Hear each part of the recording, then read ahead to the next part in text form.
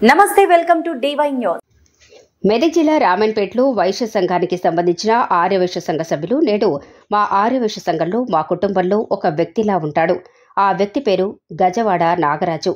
రామాయణపేట పట్టణ అధ్యక్షుడు అనే వ్యక్తిపై రామాయణపేటకు సంబంధించిన పోచమ్మల గణేష్ అనే వ్యక్తి గజవాడ నాగరాజు పైన పెట్రోల్ పోసి చంపటానికి ప్రయత్నించాడు. రామాయణపేటలో జరిగినందున స్పందించి మా సంఘ సభ్యులు అందరూ కలిసి స్పందించి రామాయణపేట PS నందు కంప్లైంట్ ఇవ్వటం జరిగింది. ఎదుర్కొనే అవసరం కూడా ఉంది.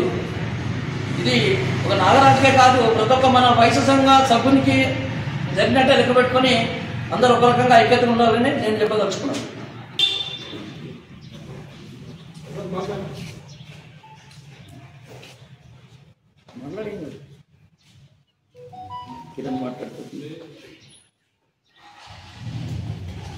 రామాయణపేట గారికి అయ్యా విషయం మామనవి ఏమనగా మా యొక్క సంఘ సభ్యుడు గజవాడ నాగరాజు గారిపై దాడి జరిగిన విషయంపై మా యొక్క మనవి ఏమనగా 25/5/24 రోజున పోచమ్మల గణేష్ మా నాగరాజును నీతో మాట్లాడేది ఉన్నది కనుక మా యొక్క గుడి పెద్దమ్మ గుడి వద్దకు రండి అని మా పెద్ద మనుషులు మాట్లాడేది ఉన్నది కనుక మీరు ఇక్కడికి రండి అని మాట్లాడదాము అని పిలవగా సరే అని మా యొక్క నాగరాజు సంఘ సభ్యులు అక్కడికి పోవడం జరిగింది.